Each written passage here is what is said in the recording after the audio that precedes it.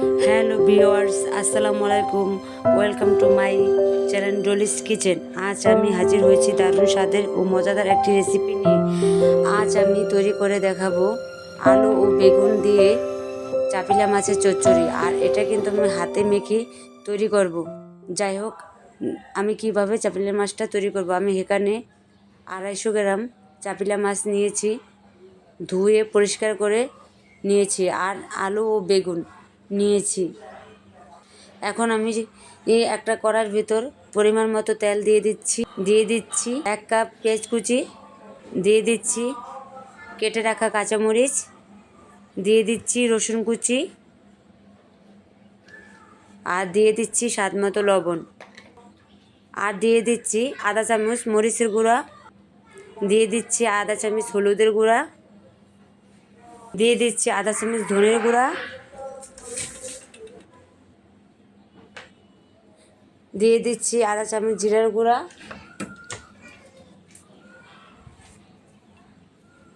আর দিয়ে দিচ্ছি ধনেপাতা কুচি, আর দিয়ে দিচ্ছি টমেটো কেচাপ। কারণ আমার কাছে টমেটো নাই, সেজন্য আমি টমেটো কেচাপ দিয়ে দিচ্ছি। এখন হাত দিয়ে একটু মেখে নিলাম। এখন দিয়ে দিচ্ছি পেঁয়াজ বাটা, দিয়ে দিচ্ছি আদা রসুন বাটা।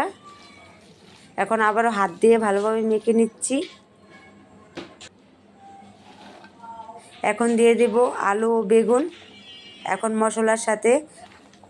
আমি মশলার সাথে আলু ও বেগুন খুব ভালোভাবে মিশিয়ে নিচ্ছি।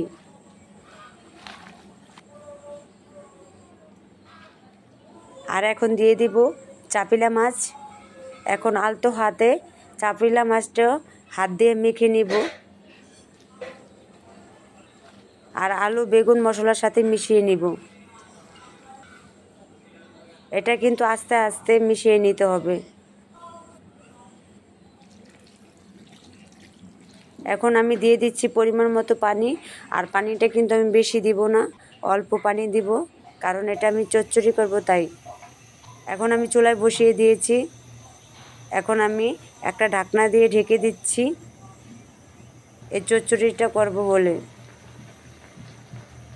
ঢাকনাটা উঠিয়ে দিচ্ছি আর একটু নেড়ে চেড়ে দিচ্ছি, আবারও ঢেকে দিচ্ছি। এখন আমি আবার ঢাকনাটা উঠিয়ে দিব আর একটু নেড়ে চেড়ে নিব।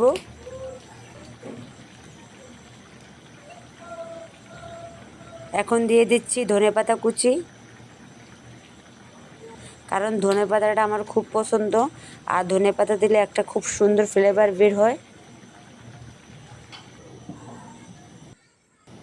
আবারও ঢাকনা দিয়ে ঢেকে দিচ্ছি আর 2 মিনিট রান্না করে নেব। দেখুন আমার চাপিলা মাছের চচ্চড়িটা হয়ে গেছে।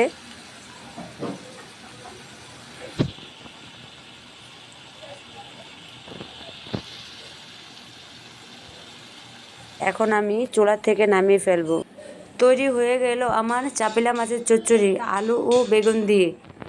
এই চচ্চড়িটা কিন্তু অনেক মজা, অনেক টেস্ট, আর গরম ভাত দিয়ে খেতে খুবই মজা লাগে।